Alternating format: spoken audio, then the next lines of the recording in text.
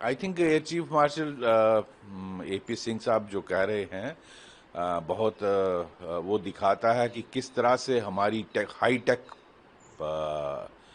जो हमारी मशीनरी थी उसने किस तरह पाकिस्तान को घुटने पे लाया, किस तरह से 5 उनके फाइटर्स को डिस्ट्रॉय किया और एक बड़ा जहाज जो अवैक्स जिसको कहा जाता है उसको डिस्ट्रॉय किया गया।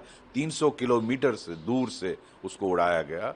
ये बहुत बड़ी उपलब्धि है और हाईटेक ये वॉर थी और इसमें कमांड एंड कंट्रोल सेंटर्स 5-6 उड़ाए हैं और इसके साथ साथ एक जो हैंगर था चकलाला में जिसको उड़ाया गया और उसको उसमें काफ़ी F-16 डैमेज हुए हैं।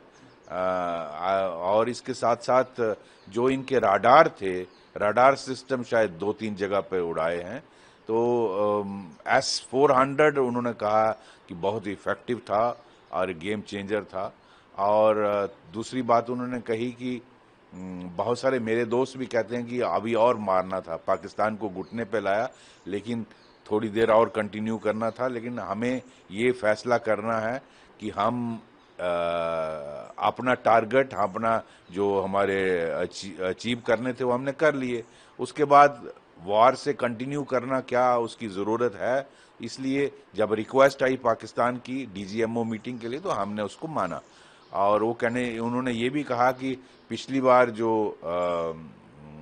बालाकोट हुआ था तो बहुत सारे, हालांकि हमारे पास ह्यूमन इंट से पता चला था कि बहुत सारे टेररिस्ट मारे गए थे, लेकिन कुछ लोगों ने उस पर सवाल उठाए थे, वो इस बार नहीं उठा पाए क्योंकि हमारे पास सबके इमेजेस हैं और हमारे पास उसके प्रूफ्स हैं।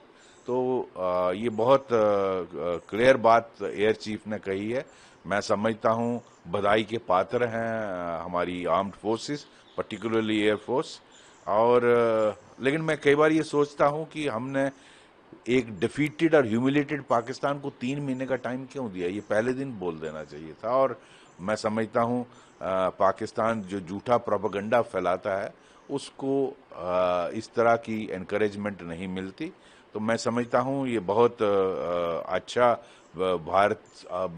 भारत के लोग हमारी आर्म फोर्सेस पे गर्व करते हैं और हम जानते हैं कि किस तरह से पाकिस्तान को घुटने पर लाया और कुछ घंटों में पाकिस्तान को घुटनों 80 से 90 घंटे की वॉर थी, 80 हाईटेक वॉर। यस 80 से 90 घंटे की ये हाईटेक वॉर में पाकिस्तान को घुटनों पे लाया और किस तरह से उसका एयर डिफेंस सिस्टम डिस्ट्रॉय किया, किस तरह उसके राडार उड़ाए, किस तरह से उसके जो फाइटर थे 5 उड़ाए, अवैक्स सिस्टम उड़ाया 300 किलोमीटर दूर से।